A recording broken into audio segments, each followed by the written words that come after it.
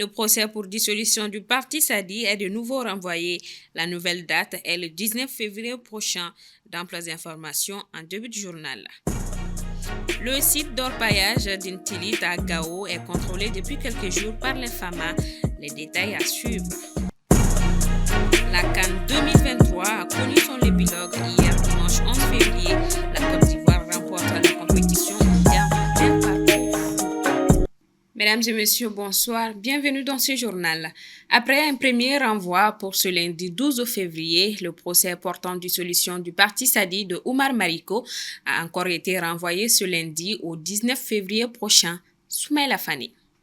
Prévu pour être tenu le 8 janvier dernier devant le tribunal de grande instance de la commune 1 du district de Bamako, le procès portant dissolution du parti Sadi, Solidarité africaine pour la démocratie et l'indépendance de Oumar Mariko, a été d'abord renvoyé pour le 12, puis pour le 19 février prochain. Assigné en justice par le gouvernement de transition, le parti Sadi fait face à une menace de dissolution qui serait liée, selon certains proches du dossier, aux déclarations hostiles à la transition tenues par son président Oumar Mariko en exil. Si le premier renvoi à ce lundi 12 février était demandé par la partie défenderesse, c'est-à-dire les avocats du parti Sadi, pour connaître le dossier, ce qui est d'ailleurs l'état normal des choses, le second renvoi pour le 19 février prochain a pour motif la communication des pièces. Selon le collège des avocats du parti, à part l'assignation en justice, aucune autre pièce du dossier n'a encore été communiquée. Ainsi, à la demande du tribunal ce lundi, le contentieux de l'État doit apporter 3 autres pièces pour constitution du dossier, à savoir les statuts et règlements du parti Sadi, le statut modifié et la charte des partis politiques du Mali. Toutefois, le contentieux rassure l'exécution de cette tâche d'ici le lundi 19 février prochain, date à laquelle l'audience devrait enfin se tenir. Je vous le disais en titre, avec la découverte de son potentiel aurifère, la localité d'Intilit dans la région de Gao a irrésistiblement attiré des milliers d'orpailleurs. Le site, autrefois contrôlé par la CMA, l'est aujourd'hui par les FAMA. Paul Yapinguesson a réduit considérablement le taux de banditisme dans la région, mais elle permet aussi aux groupes armés, aux djihadistes souvent liés à Al-Qaïda de se financer. La sécurisation du site était assurée par la coordination des mouvements de l'Azawad SEMA, un groupe signataire de l'accord de paix avec Bamako en 2015. La semaine dernière, un premier bataillon de l'armée malienne est arrivé dans la localité d'Intilit pour assurer la sécurité de la ville, soutient le premier adjoint au maire de Gao. Au dit du premier adjoint, ils sont plusieurs jeunes à quitter chaque matin Gao pour se rendre sur ce site, malgré les tracasseries des groupes rebelles qui contrôlaient la localité. Selon le journaliste Mohamed Touré de l'Essor, le site d'orpaillage d'Intilit a été rebaptisé par certains la ville bleue à cause des nombreuses tentes en bâche de couleur ciel qui la rendent visible de loin. Les immigrés de l'or viennent des pays voisins tels que le Nigeria, le Burkina Faso, le Tchad, la Libye et le Soudan. La présence massive des orpailleurs dans cette localité désertique a causé une augmentation du coût de la vie, avec notamment la forte inflation des prix des denrées de première consommation. Cette exploitation artisanale de l'or par des locaux, des étrangers, voire des djihadistes dans cette commune rurale est problématique pour le gouvernement, car les exploitants artisanaux ne sont pas dans l'obligation de divulguer la quantité d'or qu'ils produisent, ce qui représente en matière de taxes et d'impôts un manque à gagner conséquent pour l'État, souligne un agent de la Direction nationale de la géologie et des mines. Les enjeux financiers associés à l'exploitation aurifère artisanale sont devenus considérables ces dernières années. Cela a conduit à la formation des réseaux commerciaux locaux, régionaux et internationaux informels spécifiques. Ceux-ci peuvent contribuer au financement de groupes armés et ou du terrorisme et à une augmentation du blanchiment d'argent dans la région à raison de l'émission de trafiquants dans l'économie aurifère artisanale, conclut-il. Cette présence des forces armées maliennes dans la localité, selon Lansana Guido, ex-directeur national de la géologie et des mines, devait renforcer le contrôle des circuits de commercialisation de l'or afin de réduire les risques de blanchiment d'argent et de financement des groupes armés. Les experts de la géologie et des mines prétendent qu'une quarantaine de tonnes d'or sont réalisées dans ce secteur informel annuellement. C'est ahurissant de voir que cette manne financière n'est pas contrôlée par l'État. Sur toute l'étendue du territoire national, les enseignants de l'enseignement privé catholique sont en grève depuis le 9 février dernier. Les grévistes réclament notamment le paiement de leur salaire de janvier 2024 et l'ouverture des droits à l'AMO. Ils affirment que d'autres actions seront entreprises si leurs doléances ne sont pas satisfaites. Djenaba Samaki. Le syndicat des travailleurs de l'enseignement privé catholique a entamé une grève de 144 heures allant du 9 au 16 février 2024. Il revendique, entre autres, l'ouverture de leurs droits en matière d'assurance maladie obligatoire, l'alignement de l'âge de départ à la retraite sur celui de leurs homologues du secteur public, ainsi que le paiement de la prime d'ancienneté. Depuis un certain temps, le syndicat des travailleurs de l'enseignement privé catholique a des difficultés avec l'employeur. Donc, nous avons essayé un moment, à partir du 2 février passé, de trouver un terrain d'entente. Il se trouve qu'à l'issue de nos échanges, nous n'avons pas pu nous comprendre sur l'essentiel des points de nos doléances, qui sont, entre autres, la prime d'ancienneté, l'allongement de l'âge de départ à la retraite, conformément à nos camarades du public. Et un autre point, c'est le paiement des allocations familiales et également l'ouverture des droits à l'amour. Le fait que nous soyons en grève a surtout été forcé par le retard des salaires. Donc le retard des salaires, du paiement des salaires fait également partie des points de nos revendications. Les grévistes veulent que leurs employeurs leur fassent des propositions de pistes de solutions.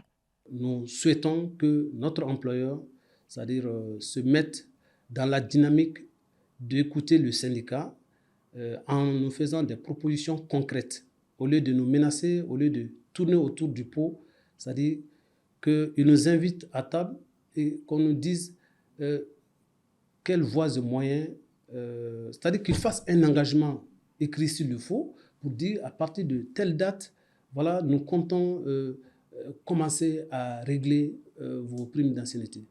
Il est à noter que le syndicat a également déposé un deuxième préavis de grève couvrant la période du 19 au 23 février 2024 qui prend effet à l'issue de la période de préavis initial. Dans une déclaration samedi, Donald Trump a affirmé qu'au cas où il est réélu aux États-Unis, il ne défendra pas les pays de l'OTAN en retard de paiement. L'ancien président américain reproche régulièrement à ses alliés de l'OTAN de ne pas financer suffisamment l'institution. La Maison-Blanche a réagi dans la foulée aux propos de l'ancien président, estimant que plutôt que d'appeler à la guerre et de promouvoir le chaos, le président Biden continuera à soutenir le leadership américain. Dans la foulée, hier dimanche, le secrétaire général de l'OTAN a déclaré, je cite, « suggérer que les alliés de l'OTAN pourraient manquer à leur obligation de protection, sape les fondements de l'Alliance et met en danger les militaires américains et européens. » Fin de citation. Sport football. La Côte d'Ivoire est désormais championne d'Afrique pour la troisième fois après 1992 et 2015 en battant le Nigeria. Un parcours remarquable lors de cette CAN, nous dit Aminata Keita. Agonisante au premier tour, la Côte d'Ivoire est allée jusqu'au bout de sa trajectoire pour remporter sa troisième Coupe d'Afrique en dominant le Nigeria 2-1 en finale au stade Alassane Dramane Ouattara d'Abidjan hier dimanche. Victor Osimhen, le ballon d'or africain qui rêvait de guider les Super Eagles au titre et rejoindre JJ Okocha et Nwankwo Kanu, ses idoles, ses modèles dans la légende du foot nigérian, étaient inconsolables. Quant aux éléphants de Côte d'Ivoire, quasi éliminés après la défaite 4-0 face à la Guinée équatoriale, ils ont été qualifiés grâce à la victoire du Maroc contre la Zambie. Après un retour miracle, ils battent au tir au but en huitième de finale le Sénégal, tenant du titre, résiste en quart au Mali à 10-11 pour s'imposer finalement 2-1 dans les ultimes secondes du match, maîtrise la RD Congo 1-0 en demi-finale. En finale face aux Super Eagles qui les avaient battus dans la phase de groupe, ils sont menés au score à la mi-temps sur un but de Troost Ekong, désigné meilleur joueur du tournoi. Ils renversent tout en seconde période grâce à Franck Kessié et Sébastien Haller. Tel un symbole, c'est Haller qui a repris sa carrière de footballeur après avoir vaincu un cancer qui a offert la victoire et le titre de champion d'Afrique aux éléphants. On a vécu énormément d'épreuves difficiles. Ce soir, d'être champion d'Afrique, c'est pas donné à tout le monde et on est miraculé, mais je pense aussi qu'il fallait passer par ces épreuves-là pour nous faire comprendre que tout pouvait s'arrêter à un moment ou à un autre. Je rêve de ça depuis que je suis petit. On a vu énormément de générations passer à côté. Et aujourd'hui, pour moi, pour une première participation et être en finale et gagner, c'est incroyable. Elles ont toutes une saveur particulière, mais il faut reconnaître que gagner une CAN chez soi, il n'y a rien de plus beau. Il n'y a rien de plus beau. Et en plus de cela, c'est déjà la meilleure CAN de l'histoire, côté organisation, tout ce qu'on peut dire, pelouse et tout ça. Et en plus, on la gagne. Je pense qu'on ne peut pas rêver mieux que ça. À la fin du match, les supporters ivoiriens ont laissé éclater leur joie à la sortie du stade, affirmant, je cite, « C'est la meilleure CAN de toute l'histoire ». Fin de citation. On est passé partout, par des pleurs, par de la tristesse, la désolation, mais on y a cru jusqu'au bout. Et aujourd'hui, on est récompensé par cette belle victoire de la Côte d'Ivoire, une belle revanche face au Nigeria. Nous sommes champions d'Afrique. Là, je suis très heureux parce que cette fois-ci, c'était vraiment un moment vraiment particulier parce que c'était notre CAN. Il fallait qu'on la prenne cette CAN. Et vraiment, les joueurs se sont donnés de la première à la dernière minute. Il faut dire que ça a été vraiment extraordinaire du début de la compétition jusqu'à la fin. Nous avons vibré, nous avons vécu cette CAN et je suis sûr que dans 40 ans, on parlera encore de cette CAN car c'est la meilleure CAN de toute l'histoire. Cette persévérance dans le jeu est la victoire d'Emers Faé, nouvel entraîneur des éléphants qui a remplacé Jean-Louis Cassé au lendemain de leur premier tour désastreux. Un pays hôte s'impose pour la première fois depuis l'Égypte en 2006, c'était face à la Côte d'Ivoire. Nous parlons toujours de la CAN pour cette fois-ci évoquer le bilan de cette compétition qui a tenu en haleine pendant un mois tout un continent. Assetoumani Koulibaly. Les déroulés de la compétition ainsi que les émotions autour leur ont donné raison. Si besoin en était encore, le président de la CAF, Patrice Motsepe, l'a confirmé au cours d'une conférence de presse la semaine dernière. A lot of work to do. We've still got a lot of improvements to make and a lot of changes to make and a lot of upliftment, a lot of growth, a lot of qualitative growth. But this AFCON has been excellent. It has indeed been the best AFCON in the history of this competition. La qualité des infrastructures, le taux de remplissage des stades, le spectacle sur le terrain ainsi que les scénarios inattendus qui ont tenu en haleine jusqu'à la dernière seconde ont consacré cette CAN au panthéon des meilleurs jamais organisés. Si la Côte d'Ivoire, hôte de la compétition, est revenue de nulle part pour remporter le titre de champion, une première pour un pays organisateur depuis l'Égypte en 2006, les autres nations ont fait le spectacle. Des pays que l'on n'attendait pas, tels le Cap-Vert, se sont illustrés, se hissant jusqu'en quart de finale avec un jeu léché. Les Ricains bleus sont tombés face au Sud-Africain du gardien Ronwen Williams, meilleur gardien de la compétition qui a réussi l'exploit d'arrêter 4 des 5 tirs au but des Cap-Verdiens. Il en a arrêté 2 autres face à la RDC, permettant au Bafana Bafana de remporter la médaille de bronze. La Guinée équatoriale du vétéran Emilio Nsoué, meilleur buteur de la compétition avec 5 buts, s'est révélé être un véritable poil à gratter au premier tour. Le Nzalang national a terminé en tête du groupe A devant le Nigeria et la Côte d'Ivoire qu'ils ont battu 4-0 devant un peuple médusé. La Mauritanie a gagné son premier match de l'histoire de la CAN face à l'Algérie, éliminant du coup les Fennecs dès le premier tour. Cette CAN a aussi confirmé la reconfiguration du football africain avec des cadors à la traîne. En sus de l'Algérie, la Tunisie et le Ghana ont également chuté dès le premier tour. Le Sénégal a confirmé en 8e de finale la malédiction des champions en titre, éliminés par la Côte d'Ivoire. L'Égypte de Mohamed Salah, blessé lors du 2e match de son équipe, n'a pas passé le stade des 8e, tout comme le Maroc, éliminé par l'Afrique du Sud. Aucun des 5 mondialistes africains n'a atteint les quarts de finale. La 34e édition de la CAN est aussi vue comme la meilleure à cause également de ses résultats sur le terrain.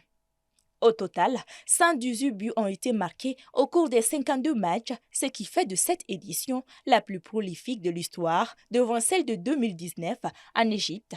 163 cartons jaunes distribués, 13 cartons rouges, 22 pénaltys sifflés, dont 17 qui ont été concrétisés.